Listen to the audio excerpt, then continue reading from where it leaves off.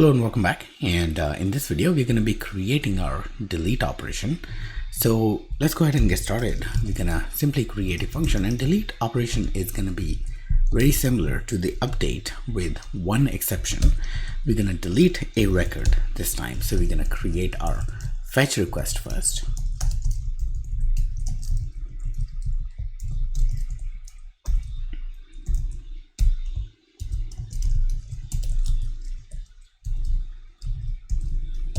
And then we're going to create our predicate.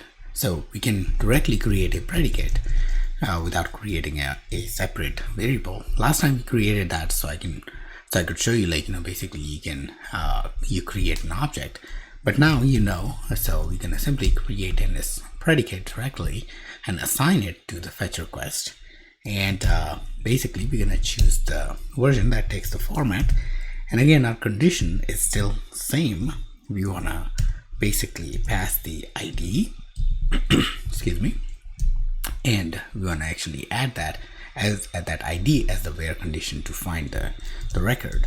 Now let's go ahead and put our do try catch block together.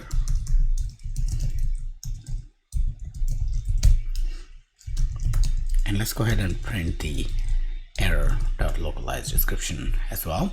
And we actually will not need the casting, because we are simply putting the localized description. We are not reaching out for the user information. In that case, you would need actually to cast ns error to ns error. Okay, so we're gonna get our fetched record. So fetched task context.fetch request for task and fetched tasks. We're simply going to say context.delete that task.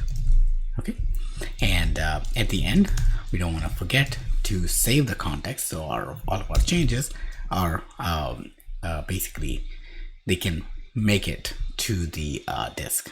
Okay, so with that, our core data manager is complete. Okay, so these are all the functions that we need in core data manager, and they're going to help us basically build rest of the functionality. Okay, all right, so this is it for this video. Thanks again for watching.